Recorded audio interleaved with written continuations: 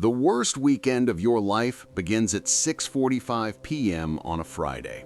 You've just left work. You stop at the grocery store to pick up a few things for dinner. You slide your card into the reader, waiting for that familiar approval chime. But you don't hear a chime. You hear a buzz. The screen flashes, "Transaction declined." You think it's a mistake, a chip error. You try again. Declined. You pull out your phone. You open your banking app, expecting to see your balance, the money you've worked 10 years to save, the money for your mortgage, the money for your child's tuition. But you don't see a balance. You see a notification in bright red letters, "Account frozen, resolution proceeding initiated." You rush home, you turn on the news, and that is when the cold reality hits you. Your bank, the one with the marble floors and the friendly commercials, has failed. It is insolvent. But the news anchor isn't telling you to panic. She's smiling. She says, "Do not worry.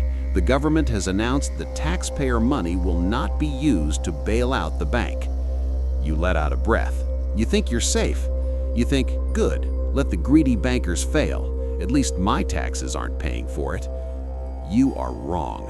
Because taxpayer money will not be used is the polite way of saying your money will be used. Welcome to the bail-in. Welcome to the moment you realize that the money in your bank account never actually belonged to you.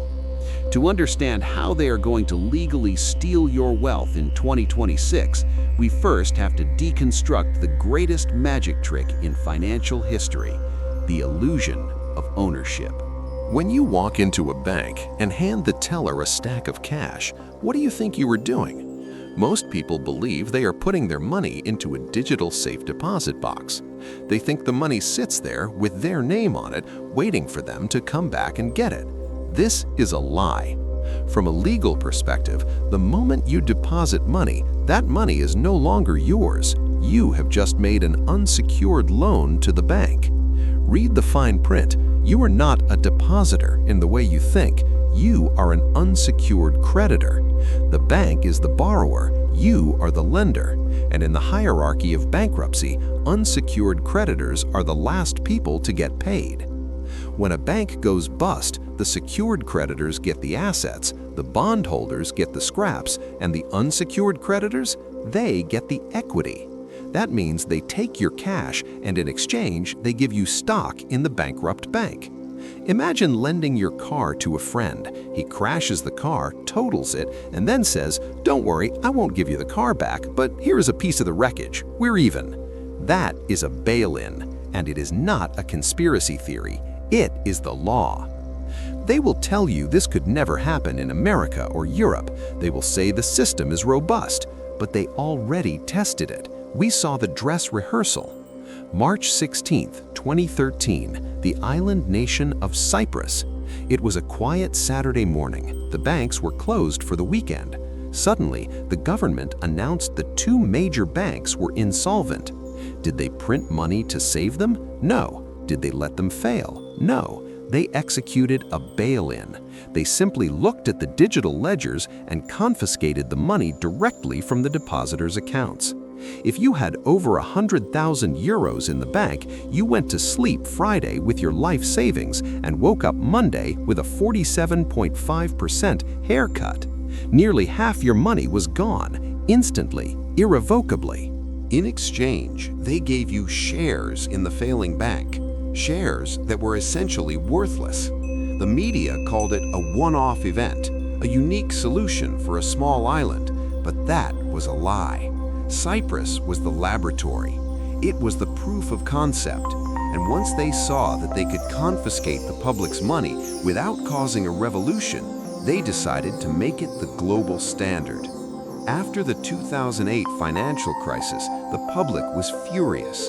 We watched Wall Street gamble away the economy, and then we watched the government use our tax dollars to pay for their losses. Too big to fail became a dirty word. So the politicians passed new laws. In the US, it was the Dodd-Frank Act. In Europe, it was the BRRD, the Bank Recovery and Resolution Directive. They sold these laws to you as a victory. They said, never again will taxpayer money be used to bail out banks. It sounded great. It sounded heroic. But you didn't ask the follow-up question. If you aren't using taxpayer money and you aren't letting the banks collapse, whose money are you using? The answer is buried in Title II of the Dodd-Frank Act. It creates something called the Orderly Liquidation Authority. This gives the FDIC the power to resolve a failing bank by converting its debts into equity. Remember what we said in the beginning, your deposit is a debt the bank owes you. Under Title II, they have the legal authority to cancel that debt and replace it with stock in the failed institution. This is the bail-in mechanism. It is codified in US law. It is codified in EU law. It is codified in Canadian law. The G20 nations met in Brisbane in 2014 and agreed that this would be the new global strategy for the next financial crisis. Why? Because the math forces them to. In 2008, the problem was billions. In 2026, the problem is quadrillions. Right now, you are screaming at your screen, but what about the FDIC? What about insurance? My money is insured up to $250,000. This is the safety blanket they give you so you sleep at night. But let's look at the math. The Deposit Insurance Fund typically holds roughly $120 billion. That sounds like a lot, but the total amount of deposits in the U.S. banking system is over $17 trillion. The insurance fund covers less than 1% of the deposits. It is like trying to put out a forest fire with a water pistol. But it gets worse.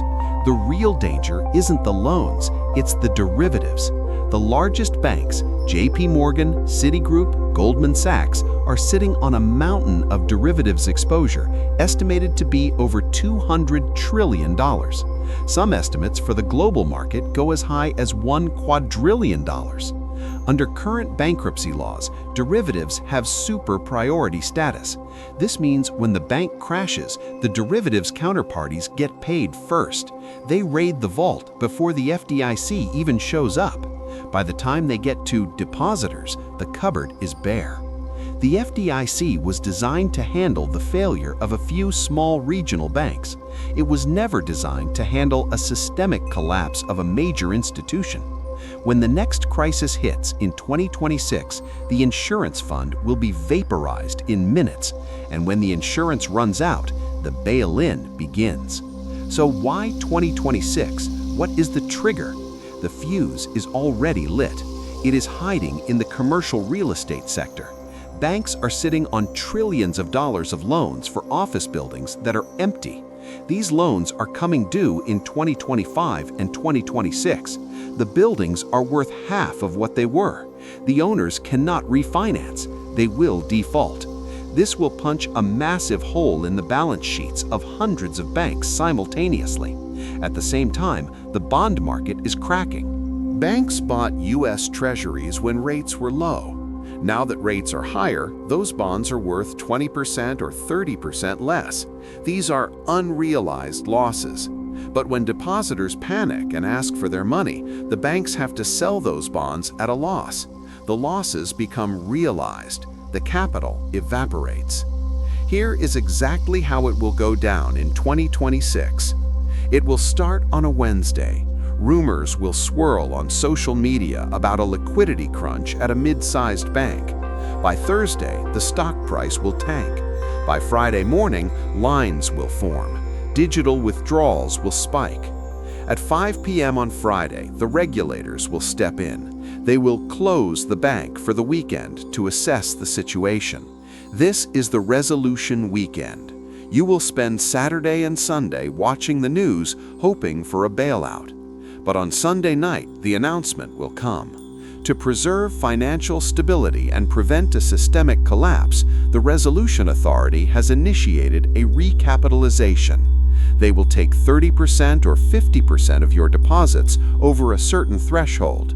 They will convert it to equity to plug the hole in the bank's balance sheet. They will call it saving the economy. You will call it theft. And the worst part? It is completely legal. You agreed to it when you opened the account. The system is designed to protect itself, not you. The laws are written, the mechanism is in place, the trigger is pulled. In 2008, they used your future taxes to save them. In 2026, they will use your present savings to save them. The only way to win this game is not to play. If you don't hold it, you don't own it. Counterparty risk is the cancer of the financial system, and your bank account is pure counterparty risk. Diversify. Get out of the digital illusion. Physical gold, physical silver, assets that cannot be bailed in by a keystroke. Be your own central bank. Because when that Friday evening comes and that card gets declined, it will be too late to read the fine print. The doors are closing. Make sure you are on the right side of them.